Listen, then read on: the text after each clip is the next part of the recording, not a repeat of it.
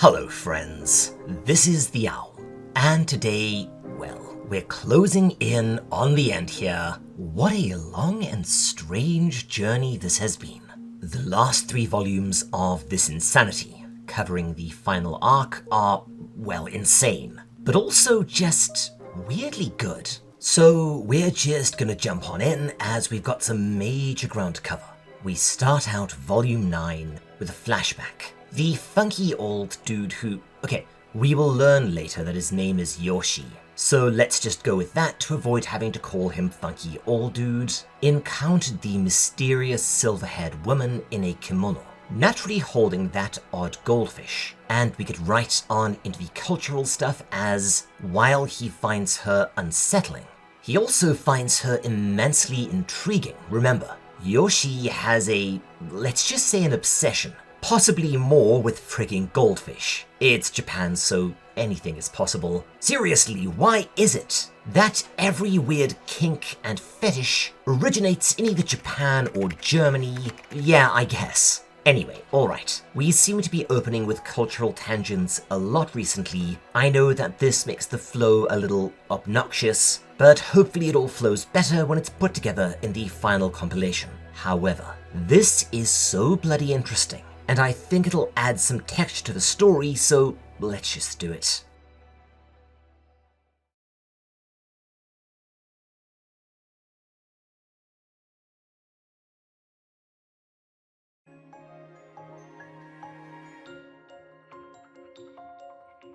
The silver-haired woman, who we will learn later is called both Mocha and Monohana, in a sort of Alucard way, we'll get there, tells a story, and holy friggin' crap, this is awesome. See, it is an actual story from Edo period Japan, and it's easily one of the darkest and most brutal pieces of literature from ancient Japan. It's also one that, let's just say, it's as recognizable to most Japanese people as, I honestly can't think of any absurdly dark fairy tales still told intact to this day in the West, outside of Bluebeard's 8th wife. If you can think of any others, let me know in the comments. The tale is penned by Santo Kyoden, and this dude is so fascinating that I have to give him his own little segment. See, Kyoden was a weird chap. His real name was Iwase Samuru, and he was, first and foremost, a tobacco shop owner. He also worked a little as an illustrator and later began to write, let's just say for the era, somewhat controversial stuff, with his work depicting taboo subjects like the Yoshiwara, the grey zone, semi-legal, semi-illegal, and often incredibly twisted red light district in Tokyo, and for various reasons, wound up on the shit list of the incredibly repressive and autocratic Tokugawa shogunate. Remember, these are the chaps that brought down Sakoku over the country, closing it. If you're a One Piece fan, the Tokugawa shogunate are what was being parodied in the Wano arc. It's so good. And there's also a few nods to Kyoden in there. But to cut a long story short, the guy had testicles the size of beach balls, as not only did he write stories with a lot of dark, taboo, grisly, and macabre topics, including the supernatural, in an incredibly socially conservative era when these topics were mostly banned, but also wove in social commentary slightly critical of the shogunate, which, boy, that was nutty. And he even put in some sneaky advertisements for his tobacco shop. To cut a long story short, the shogunate hated him and wanted to turn him into an example, bringing down constant and often cruel punishments, as well as straight up censoring him, but, well, in a sort of feudal Japanese version of the Streisand effect. This made Kyoden really popular, and while he was eventually sort of forced to stop writing, he also wound up being pretty wealthy and prolific. And I, from time to time, wonder if he's not one of the progenitors of the twisted side of a lot of Japanese fiction today, especially things like Shigurui and Blade of the Immortal. We'll get there one day. Now, one of his best known and notorious stories is from a collection known as Baika Hyoretsu, and this specific story is the tale of Monohana, and anyone who knows this just winced. Yeah, this one's a lot. A pure-hearted samurai by the name of Crikey Moses, Urazaemon Karakoto, lived with his wife Kakehashi, and he adored goldfish, breeding them and refining them in his free time. However, to the Karakoto's sadness, he and his wife were unable to conceive a child due to implied infertility on her behalf. And they thus purchased, yes, this was a thing in the era, a young concubine by the name of Monohana to act as a sort of live-in surrogate. The Karakotos got along well with her initially. She was well-mannered, beautiful, charming, and pure-hearted, and actually became pregnant with Urazaemon's child fairly quickly. However, their neighbor, a young man called Sabunta, who, okay, I'm not going to go into this now, but I will talk about this at length at some point. Short version, I have a theory that the trope of supernaturally pretty swordsman antagonist in Japanese media is to some extent inspired by Sabunta, who, yeah, he was a supernaturally pretty young swordsman, but was also twisted and evil.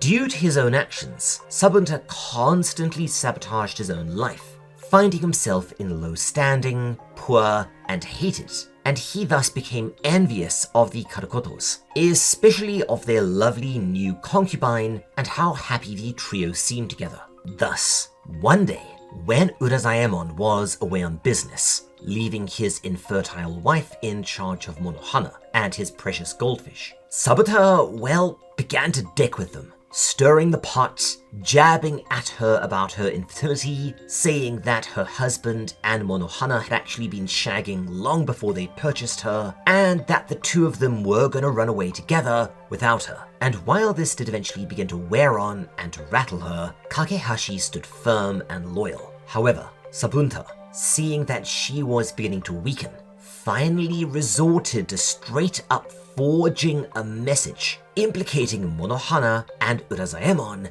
in a plot to murder her, and this at last worked. Sabunta was able to seduce Kakehashi and convinced her to join him in a brutal revenge on the innocent but framed Monohana. This, keep in mind, this was written in Edo, a very socially conservative period. Holy crap, this is nasty even by today's standards. They tied up and gagged Monohana, then beat her with clubs extensively over several days until she was unrecognizable, covered in blood, her body and limbs broken, her face swollen until it looked like a red moon, and her eyes eventually burst out of their sockets. Seeing that she was somehow still alive, they began to kick her and continued until her belly ruptured. They then tore out her baby, killed it. Bloody hell, man. This is some terrorizer shit. But finally she did die, vomiting blood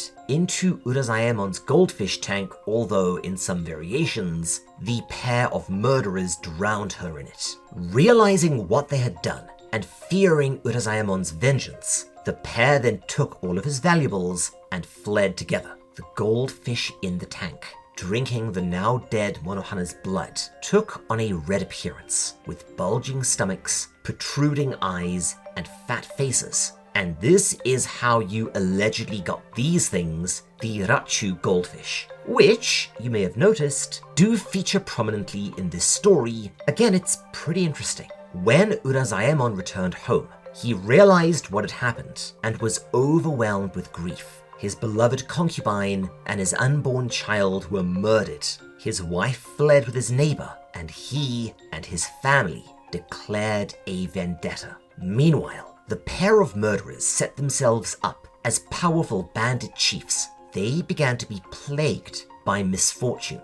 Their wealth was gradually lost and stolen away from them, and then Kakehashi began to suffer from hideous and vivid nightmares where dozens of red, swollen goldfish would eat her alive, causing her in the morning to manifest bites all over her body, eating away at her flesh and beauty night after night, gradually turning her into a walking, skinned corpse, twisting her into a dreadful, well, an almost Rachu-like appearance, and of course, driving her insane. Again, this story is dark, yo. Sabunta, gradually going insane himself, prepared to kill her, to which, in a moment of sudden lucidity, she told him that if he did, the curse would pass to him, kind of like the Batman Who Laughs origin story. Seriously, I don't know why people don't enjoy this character. I love BWL, but eventually, Sabunta snapped. He began screaming at her, blaming her for, well, he basically used the old, you didn't have to listen to me, so this is your fault. And when she began to laugh at him, he absolutely bottled it, grabbed his sword, and cut her head from his shoulders. A bunch of weird supernatural shit happened, and sure enough, the curse did indeed pass to him, and a mad, rotting, gradually Rachu resembling Sabunta wandered the land until Urazaemon's brother finally tracked him down and killed him to redeem the family's honor. Now, while the manga does take some liberties with this story, particularly saying that it was never completed, which, from the research we've done, is not the case, it's actually pretty cool, and it does wrap back into the story wonderfully. But there we go, a nice happy bedtime story for the kiddies. Let's get back on track.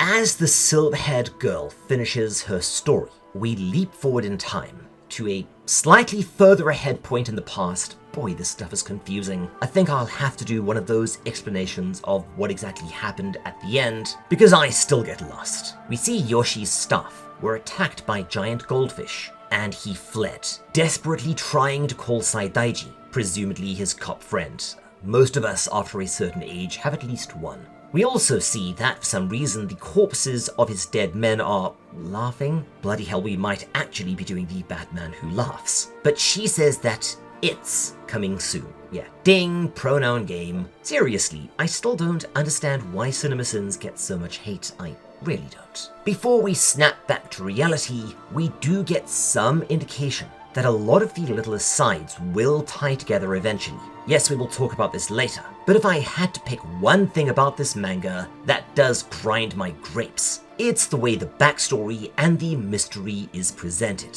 It's honestly kind of sloppy from a writing perspective, but we rejoin the survivors in some sort of hideout as they're working their way towards Yoyogi and the mysterious chasm. We get a reminder of some of the elements at play here. They do have their pathogen, but they need to both produce significantly more than they have, and also find some way of dispersing it fast enough and widely enough to prevent the goldfish from just mutating and becoming resistant. And we get to know a few new characters, including, spoiler, there's Mocha, at this point presented as a talented young writer who has been part of the group for a while. But pretty soon, Mocha lets her hair down and, damn it, man. No, I'm not doing another tangent, but she goes on about how Mocha is actually the same as Monohana in, once again, an Alucard sort of way, in that you just need to read the kanji differently, and again, we're not doing a tangent, but Mocha was the silver-haired girl all along,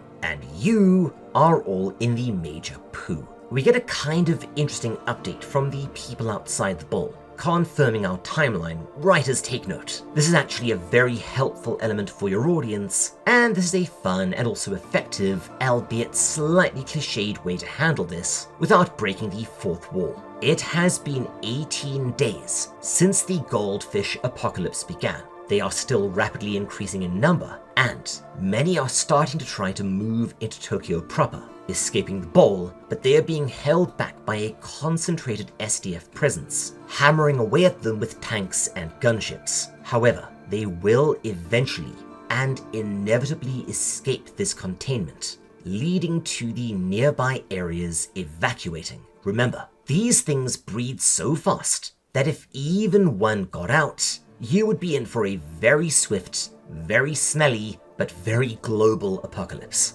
Cool. It's a nice little escalation of threat for the final arc. At last, inside Yoyogi and at the entrance to the hospital, we see the new, heavily armed survivors just blasting away at the fish, who are, in turn, throwing everything at them. including the two titans, at last making a combat appearance. But is it just me, or do these things kind of change in size between panels? I remember them being absolutely colossal, but it may just be the way it's drawn here. We learn that the survivors drew lots to split up, with this group acting as a diversionary force, charged with picking a fight with a fish and holding them off, while the other, presumably where all of our main characters are, kind of alters and mass produces the pathogen. We're shown a quick flashback. Yeah, again, this isn't always structured the best, as Kao reiterates their mission, with the only new information being on how it'll work. We will learn more about this later, but the plan for now is for the pathogen to infect a single fish, who will then become hyper-infectious. As it moves, it'll infect all other fish within a sizable 30-meter radius, who will then also become infectious, and so on, ad infinitum, and after about a minute, the fish will manifest 3 nasty diseases, which will kill them rapidly. However, there are 2 problems.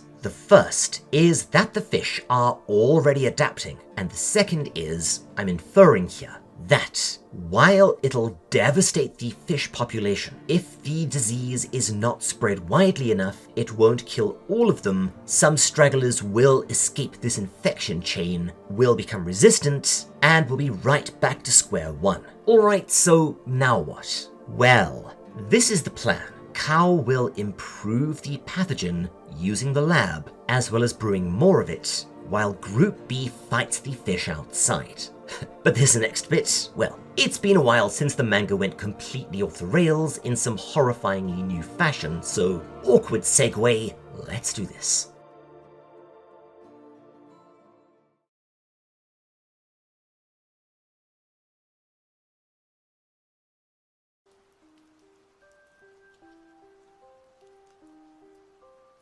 Inside the lab, we see that things have gone very Doom 3. Corpses and fish eggs everywhere, as well as something new.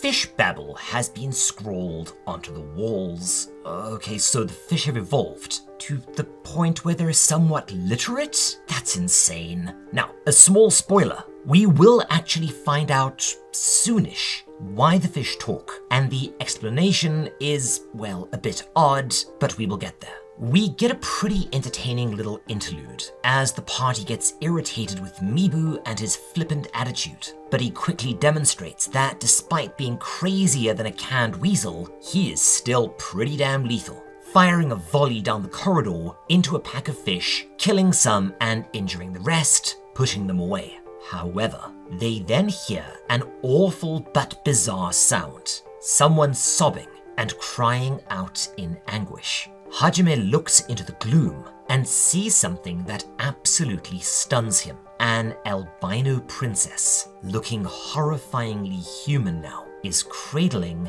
a baby fish, strongly resembling a human infant, both badly injured, with her screaming for help. Damn it, manga, that is dark. But yeah, these things are becoming more and more human, which is going to make killing them icky. Oh dear. But again, some of this will actually line up with the explanation and some will not. It's a very odd story. Sure enough, they are immediately attacked by a sizable group of fish, including a large rachu that injures Miyochi, grabbing her leg and smashing her head first into the floor, giving her a nasty wound.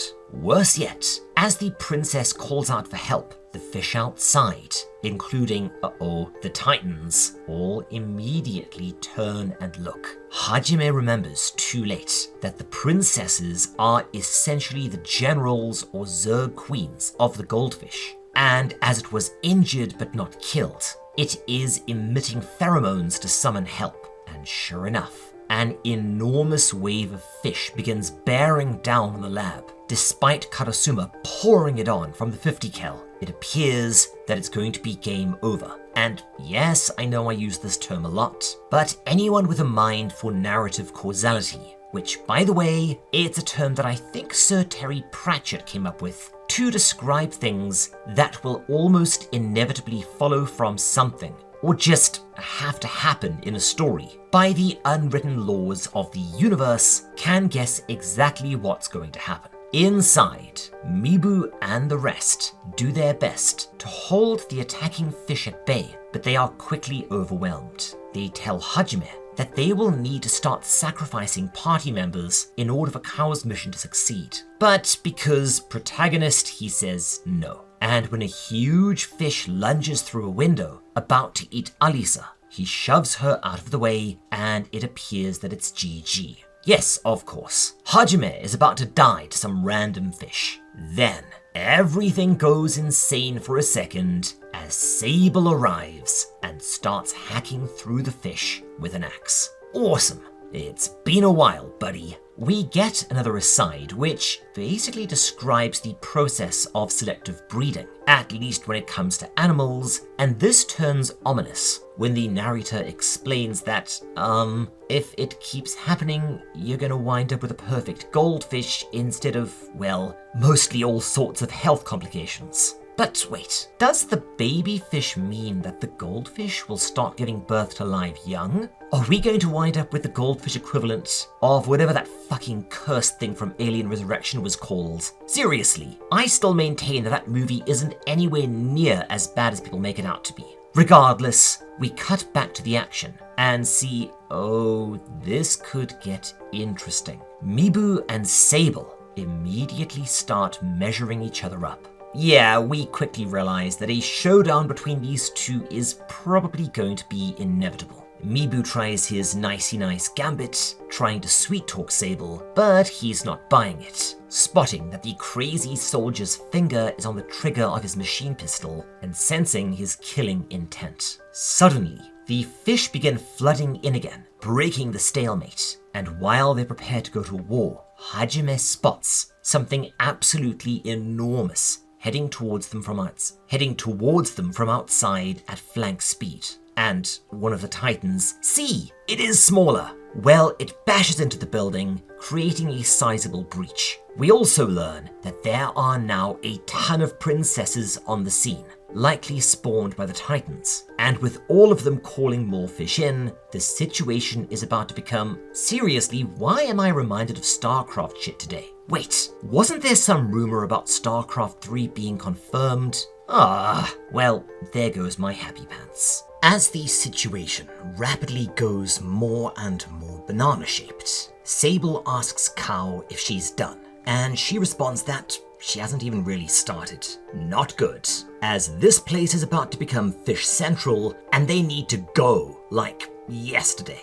She does tell them, however, that if she can get a few essential from the primary lab, she can continue her work on the pathogen elsewhere, albeit slowly and in a, well, not exactly ideal manner. Otherwise, well, they're all doomed. Wait, hang on. Couldn't you just escape Shibuya in the tank and do this in the outside world, or tell, like, all the scientists to get to work on pathogens and just completely poison this place? I don't know. It's zombie movie logic, but still. We actually get a pretty cool little character beat. Yeah, again, this manga is kind of well written, for one with the poopy reputation it has. Mibu tells the group that, yeah, they could maybe get Kao sorted, but it would require people to be sacrificed.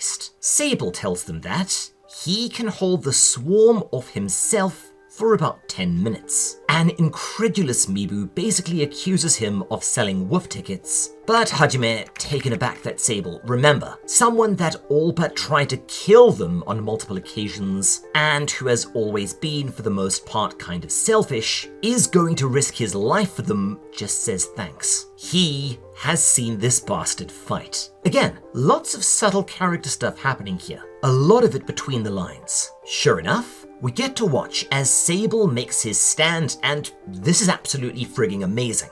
He literally grabs a princess and road hauls her along the wall in order to get the swarm to follow him. This sequence rules, especially when it turns out that this was actually part of a bigger, more elaborate plan that Sable had prepared in advance, placing petrol tanks around the hospital, Joker style, in the expectation of burning it down with the fish inside. Crude but nifty. And he does exactly that, dragging the princess into a room full of petrol tanks, then doing, that movie thing with the Zippo, and bailing out of a window in another sick-ass double spread. What a cool sequence. Meanwhile, it turns out that Mibu has found the rival he's been searching for. Oh, this is gonna end in tears. And possibly even more ominously, we see that Mibu has started to realize just how bored he was with everyday life, and he wants the fish-pocalypse. I gotta think of a better term. Apocafish? Nah, I got nothing. But I think you can see what is going to happen. The party arrives at the lab and are horrified when Kao's key won't work on the door, and it's also way too tough to breach. Somebody has tampered with it, and sure enough we see, oh boy, Mocha is responsible. She's trying to sabotage them, and worse yet, okay, I am just going to infer from context here. But I will say, before we go into this, I do like this final arc. I like it a lot, but the entire Mocha thing was kind of mishandled. It should have been revealed way later, with everyone wondering who the saboteur is. It's not a bad story, but you know how it is. When you like a thing, you just want it to be better. We get another flashback, which turns into a flash side. Mocha is talking to a goldfish that appears to be someone she knows, saying that she wants to meet it soon, then, having infiltrated the party, kills or injures the group, including the electrician, and steals a file of something. The last image we see is the pit, with evil sounds coming out of it, and yeah, that's where our final boss is going to emerge from, isn't it? Oh boy, just wait until you see that thing.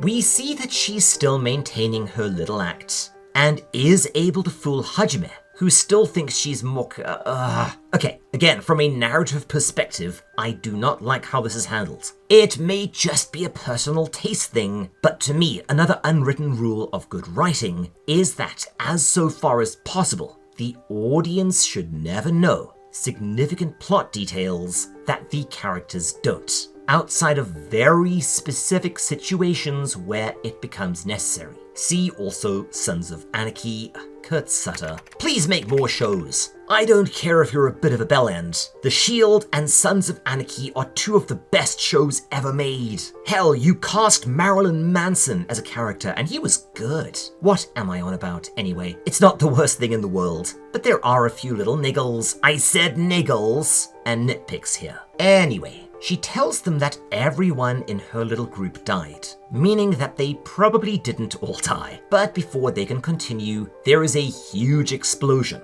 likely Sable setting off his fire trap, and they realize that they need to get a wiggle on. This place is about to look like the comment section of that last Fuan no Tane video. Bloody hell, what was even going on there? We literally had a dude threatening to have me assassinated by the cartel because I couldn't get bookmarks working again. Oh, internet, never change. But then we get a rather pointless action sequence. Short version, fish go boom, party gets singed, but they're able to get most of the sciencey things Kao needed for her ersatz lab. They are one step closer to victory. Their next step is to find somewhere defensible, clean, and safe to hunker down, and to let Kao work. She warns them that this is going to suck. It's going to take a few days, and even if things go perfectly, they are going to be cutting it close. Working on a bioweapon in what's essentially going to be someone's garage with shitty scavenged equipment is going to slow things down.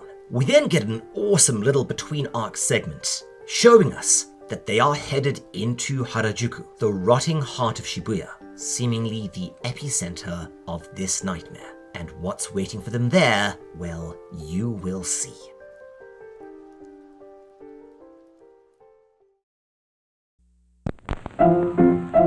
Let's all go to the lobby. Let's all go to the lobby. Let's all go to the lobby to get ourselves a treat. Delicious. Hello all, this is Mrs. Owl, aka the other owl, aka the random snarky text interjections in Mr. Owl's videos. I just wanted to let everyone know that I'm offering a variety of my services at a very affordable price.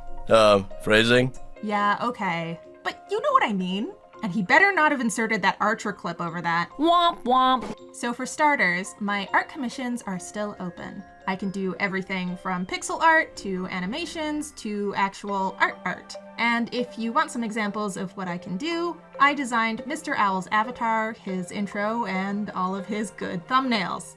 Shh, don't tell him I said that.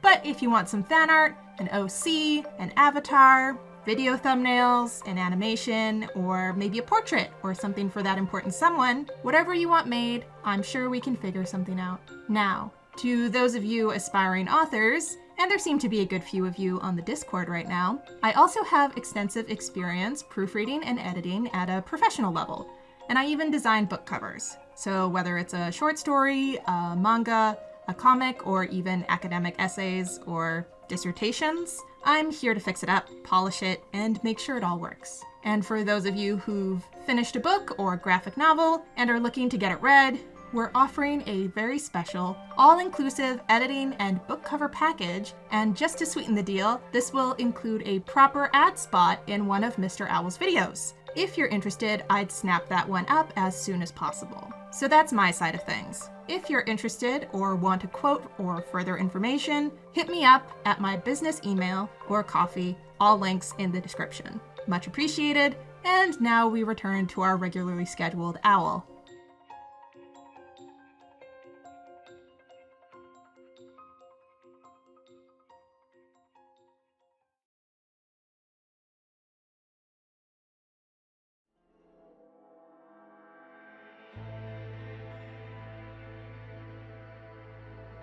The Harajuku segment begins with, well, that saves me some work. It explains Harajuku being the hub of Shibuya and having a lot of cool stuff. Sweet as. Anyway, as they head in, Sable remarks that it's, just quiet enough? I don't know. But he also says that despite no visible fish, this area smells like a hooker's underpants the day before laundry. Okay. I had an even nastier joke that I was gonna make. But yeah, this does not bode well at all. We get a flashback to Yoshi's call with Saidaiji. He said, come to Harajuku, well, oh, look at that, it's today at this spot. Well, that's pure weapons grade convenium, and sure enough, there he is. Only, oh dear, he does not look like a happy camper at all. Suddenly, there's this weird murmuring sound from the nearby buildings and, okay, so I was joking about the zombie thing, but it appears that I joked too soon. Only no, it appears that they've stumbled onto the last survivor stronghold, and hey there are Mibu's army buddies too, who are kind of astonished to see him. Our specific location is provided, telling us that we're at an actually fairly well-known structure in Harajuku, the Friends Building. A huge complex, serving both as a sort of Titanic mall, sort of an apartment block. Well, that actually sounds both amazing and horrible. I guess you're always close to work, but on the other side, you're always close to work. Inside, we learn both some good and very concerning information. See, until quite recently, the Stronghold was in major Deep Space Nine sort of danger, as the fish around here were completely wild, and they were just getting stomped despite their weaponry. But all of a sudden, the fish just started avoiding the area near the pit completely. This allowed them to form a huge stronghold, with survivors just flowing in from all parts. But on the other side of things, yeah, the fact that even the Titans are avoiding the area, that's concerning. Why would the fish do this? We get a sort of group shot showing us the remaining survivors, most of whom I've forgotten already. Sable's underground surgeon friend, annoying girl character, foreigner, Alex, I think? Boy, this manga has too many freaking characters. And believe you me, this is going to get worse before it gets better. Anyway, we then do okay, so there is yet another trope in writing that's not bad in and of itself, but it's one that I dislike, and there is no easy way to explain it. Mrs. Owl suggests that I call this the Wizard of Oz problem, but that doesn't quite capture it. I call it the Transmetropolitan problem. So there's this comic called Transmetropolitan. It's basically the Judge Dredd future, but the main character is a sort of gonzo journalist, and it's also the best comic ever written. Not even slightly kidding, even being uncharitable, it's top 3 at least. Warren Ellis, yo. Anyway, His whole deal is trying to bring down the sitting president, who turned out to be a quiet psychopath and legitimately evil dude, hiding behind a powerful base and a sympathetic story. The main character, Spider Jerusalem, begins doing a whole lot of legwork, endures insane danger, assassination attempts, and puts together a ton of evidence, only to get pipped at the post at the last second, where it is all destroyed. So, rather than giving up, he does it again, and does it better, finding new evidence, playing hardball, and is all set to declare war when it turns out that his editor is able to get all of the old evidence back too. Yeah, it's a fun beat for the editor character, who was sort of the Charlie Brown of the story, but it negated so much of the last act of the comic, making it completely frigging pointless. Again, Wizard of Oz problem. I have no idea if that made a lick of sense. Anyway, spoilers, the new Stronghold has a fully equipped, albeit improvised lab that kicks all kinds of ass, and they're all fully on board with the pathogen plan, rendering the entire hospital arc completely moot. Rawr. But yeah, cheerful Cow is legit adorable. Oh right, there's this whole thing that happens now and again, with Cow saying this is still going to take far too long, but if they were to find helpers, it would speed it up tremendously, giving Hajime and co something to do. We also see that some of Elisa's fans are blown away that Elisa is stuck in the fish apocalypse, just like real people, only these turn out to be the other members of her idol group. Oh, yay, more named characters. Just what we needed. Meanwhile, we see that Yoshi is covered with the fish babble, but written, and blames himself, both for what has happened and for something terrible coming. Ruh-roh. Worse yet, back in Yoyogi, we see that the file that Mocha took was in fact the original pathogen, which she then broke in Yoyogi Resident Evil style. Oh dears. She is basically inoculating the fish, as we see that some are dying and the rest are mutating. Bollocks. Closing out this little segment, we get another flashback, showing Mocha and another child, this one in silhouette, and I think we've seen this silhouette in other flashbacks. Again, this mystery is all over the place. Regardless, they are going to be really important in just a bit. The pair found an odd, but apparently extremely carnivorous and predatory goldfish in a pond, and decided to take it home and make it their pet.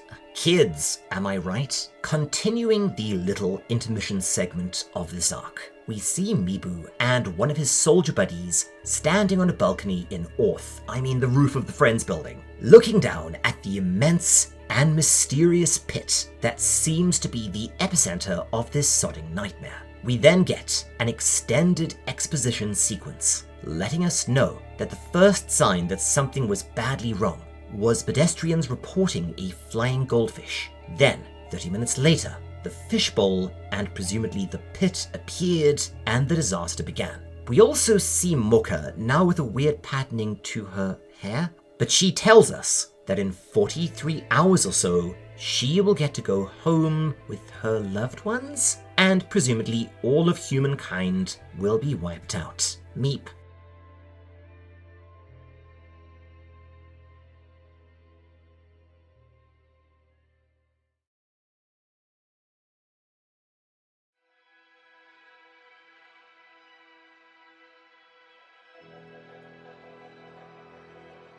Elisa introduces her band members, but no, just no. We are not doing this again. If they survive, I will eat crow and talk about names and characteristics, but I'm struggling to keep this cast straight as it is. We then get an oh no moment, when Kao explains that the pathogen will take 70 hours to finish, then an additional 12 hours to spread through the fish and kill them. So yeah, this isn't going to work. But see, wouldn't it have made more sense, narratively speaking, to learn about Mocha's timer later? Again, yes, I know I'm nitpicking, but still, this story is good enough that I kind of want it to be even better. But we all know what is going to happen. They are going to solve this with the power of friendship because Manga, and probably wind up fighting some sort of fish god at the end. Spoiler, they are indeed going to wind up fighting a sort of fish god at the end. We then see Kao finally takes out that weird fish stone. Oh, okay, so that headband needs some explaining, but not like full tangent explaining, don't worry. Let me nutshell this. What you're looking at is known as a hachimaki, a semi-traditional piece of headgear used to keep sweat out of a warrior's or a worker's eyes. These days mostly worn by martial artists or sports people, but you do see it in manual labor or in kitchens too, albeit generally a more humble bandana type. Where you will see this archaic style is where it is sometimes worn by students taking a particularly difficult or important exam, and this is often viewed at a cultural level as designating you as a massive nerd. They're emblazoned with the rising sun and the kanji for victory, and they serve as a kind of good luck charm. Here, it's used to designate Kao as, well, yes, a massive nerd, but in a really wholesome way. Hajime, meanwhile, attempts to recruit some of the local survivors to help, but finds that they're either too traumatized, too weary, or just too insane to be of much use, giving us an obstacle to Kao's plan. We get some more interludes. Sable, despite his manner, is actually slightly sentimental, as he and the surgeon banter back and forth, and wonder what happened to the electrician. Remember, they were attacked by Mocha off panel. We do learn that Sable, despite appearing normal, is actually on the very brink of death. His body is all kinds of fucked up, but there's nothing to be done about that at this point. The next day, Karasuma, Hajime, Miyochi, and a few others head out into the wider area to search for survivors, and also to just survey the nearby area, in preparation for distributing the pathogen. Again, there's this weird subplot where they are looking for more people to help with Kao's plan, later revealed to be distributing the pathogen, a bit of a dangerous job. But literally nobody out of the 200 survivors is willing. Like, I know what you're trying to do, mostly, and I know this is being used as a storytelling device to show us the passage of time and also give them something to do as 2 days pass counting down, and while they are able to recruit quite a few more survivors for their stronghold, there are virtually no takers for the pathogen mission. Remember, the rate of infection needs to be high enough to fully overwhelm the mutative and adaptive abilities of the fish. They do find one volunteer, oh come on, it's another named character, a chipper and charming young lady called Aki. Okay, this is really fun. She was a background character early in the story and was massively inspired by Sable. Cool. And this turns into a legitimately awesome scene, as when they tell her that they're a bit let down, as their plan is still not going to work and they're probably all doomed, Aki reveals that she didn't survive alone. She is a second Hajime, having recruited a huge group of armed and battle-hardened survivors. Kick ass. Better yet, by burning the midnight oil, and with a lot of help, Kao finishes her pathogen almost a full day early. The tide is beginning to turn. And yeah, I will say this right now, flaws aside, I love this manga. Why people hate it so much, I have no idea. The final chapter of the volume opens with this. Mocha's timer has reached 0, as has theirs. And as a soldier is annihilated out of nowhere, and a strange sound, a ringing bell begins to be heard all over the area, heralding something utterly terrible coming. It is time for things to kick right the hell off, because what's about to happen has to be seen to be believed. Let's frigging go. The last chapter of Volume 9, and also what I describe as the start of the final battle, which, spoiler, is going to be multiple volumes long, starts with Mibu and Sable about to square off, when suddenly a huge tremor rips through Harajuku, crumbling the structure they're standing on. Inside the Friends building, it's chaos as everything shakes and rumbles, but some people looking out of a window begin to scream and go spontaneously insane as they see something undescribable off in the distance. And this is where the manga turns into kind of a shonen. You'll see what I mean. In his room, Yoshi finally starts filling in the blanks. Remember that shadowy figure that was always with Mocha? The one that found the original carnivorous goldfish?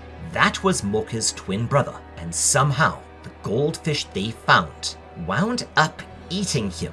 Oof. And allegedly, I don't know, this somehow led to his consciousness or soul being absorbed by the goldfish, the original Goldfish, the fish talking. This is the brother trying to speak. His essence, his soul, spread through all of the weird goldfish. And you know what? This story is bananas. And it is about to go ultra bananas, so whatever, we will just go with it. We are doing that thing where the villain is trying to resurrect a loved one via evil magic science means. Roger.